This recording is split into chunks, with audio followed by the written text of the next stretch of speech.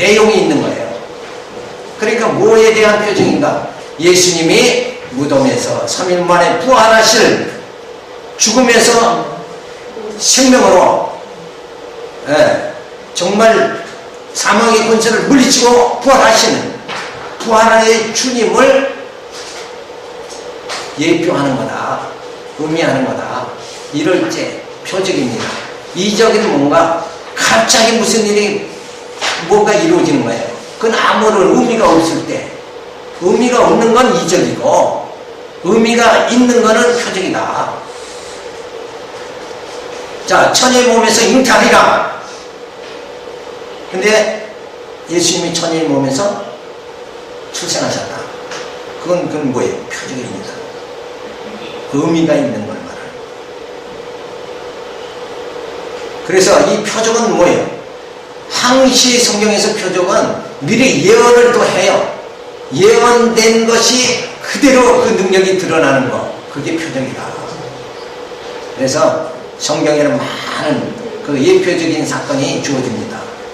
그래서 언제 하나님이 그 예언을 하시고 선지자를 통해서 예언하시고 예언된 대로 그대로 이루어지는가, 이런 사실을 통해서 이거는 표적이다.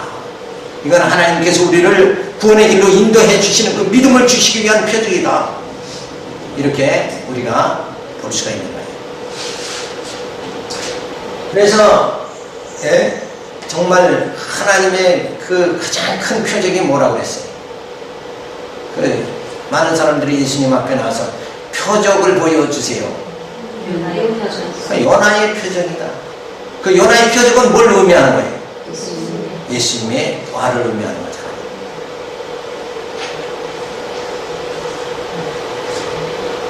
자, 인간으로서는 도저히 벗어날 수 없는 그 죽음에서 벗어나게 되어진 그것을 예수님께서 첫 열매가 되셔서, 부활의 첫 열매가 되시고, 우리는 뭐예요?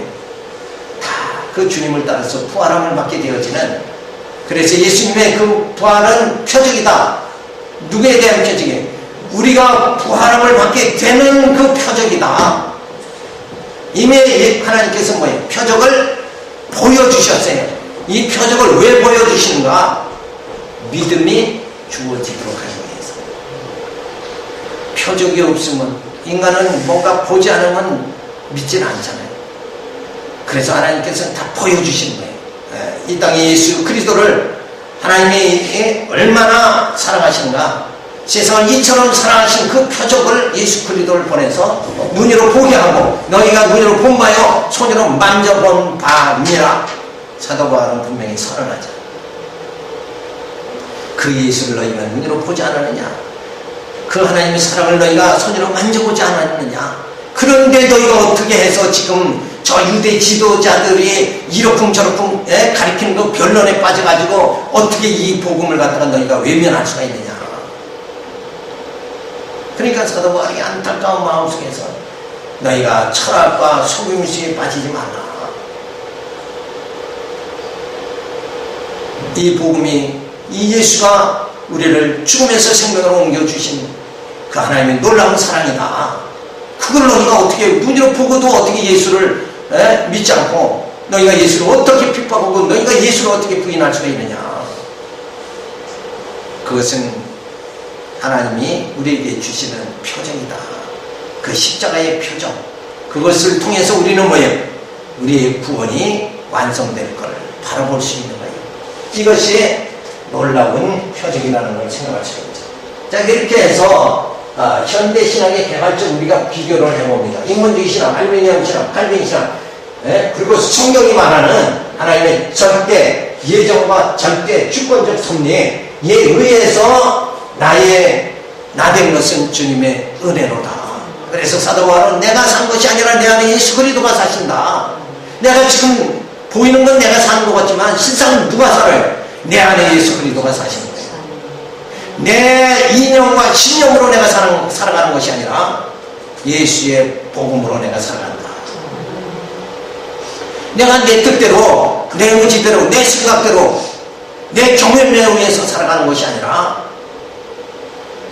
이 영원한 진리, 이 복음, 하나님께서 구약시대에 양잡아 제사 드리던 그것을 다 눈으로 보게 해주시고 실제로 뭐예요? 예수 그리스도를 보내주셔서 나를 위해서 정말 증언이 돼서 죽으시는 그 사랑을 통해서 내가 죄의 종에서 의의 종이 되게 만들어주신 이 복음에 의해서 내가 산다.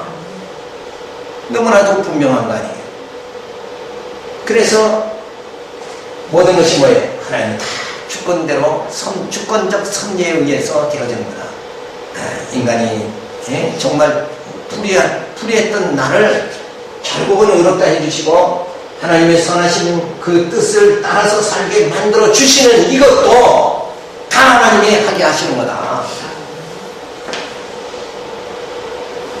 그러면 인간은 로봇이냐?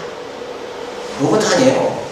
로봇을 만들어가지고 이거 뭐 스위치만 탁 틀면 찬송이 나오게 이렇게 하면 하나님 무슨 재미가 있어요? 우리를 광야 생활 속에서 하나님의 사랑이 이렇게 엄청나구나.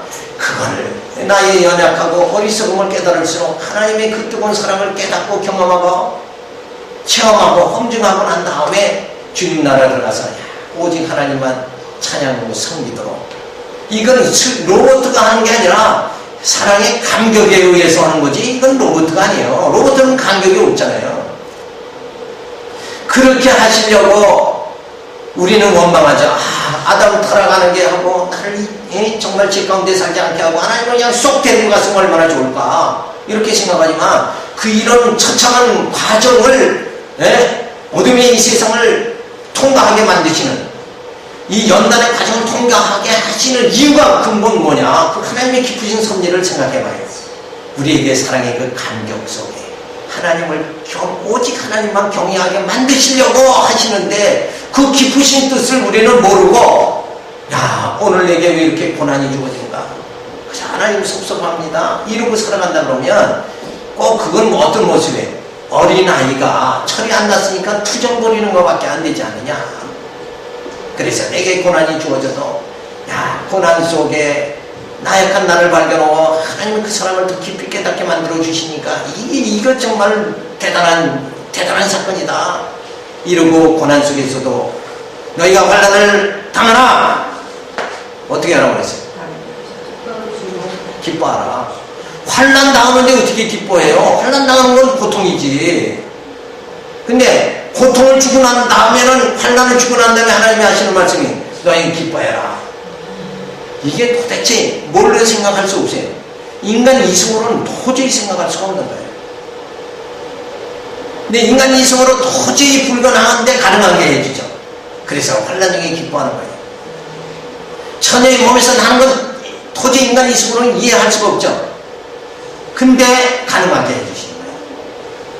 그걸 이제 또 다음에 특강 시간에 구체적으로 우리가 시간이 많이 걸리니까 살펴보는데 어쨌든 이렇게 하나님이 모두 섭리하신다. 그래서 죄인을 의롭다 해주시고 의의 열매 맺으며 살게 해주신다. 그래서 내가 착하게 살자 그래서 착하게 살아지는 것이 아니라 하나님께서 나라에 내 마음속의 탐욕을 말씀으로 소멸시켜주시고 내 안에 정말 형제를 긍휼히 여기고 형제의 짐을 져주고 싶은 마음이 내 안에서 그 그리스도의 사랑을 깨달으니까 주어지게 되면 착하게 살게 해주시는 거예요. 해주시는 거. 그래서 성령의 인도하심이 아니면은 너희가 다 믿음에 이를 수 없고 어렵다함을 받을 수가 없는 것이다. 근데 그렇게 전폭적으로 나를 정말 하나님의 그 사랑의 그 보자기에 나를 딱 싸가지고 나를 인도해 주시니까 그 얼마나 감사하냐. 감격 그리고 또 감격일 수밖에 없다. 그래서 절대 자유의지가 있죠. 하나님이 절대 자유의지, 인간은 상대 자유의지, 그리고 상대적 노예의지가 있고 절대적 노예의지가 있어요. 여호와 하나님께서는 약속대로 이루시는 분입니다.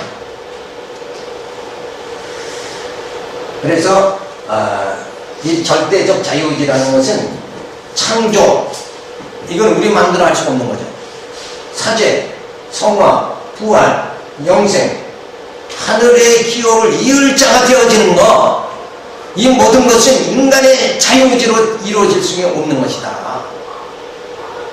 기껏해야 우리가 자유, 그러면은 우리 시간적 개념에서 보이는 것이 존재한다는 요 인간의 이성의 사고방식 안에서의 자유의지지, 그 이상은 초월한 자유의지는 아니다. 근데 진짜 자유의지라는 게 뭐예요? 빛이 있으라 그러면 빛이 있어야 되고, 질병의 고통 받기 싫다 그러면 안 받아줘야 그게 자유한 거 아니냐. 사망에 쏘는 것이 무엇이냐 당당하게 얘기할 수 있어야 자유한 거 아니냐. 근데 어둠이 있으면 두려워하고, 죄가 두렵고, 죽음이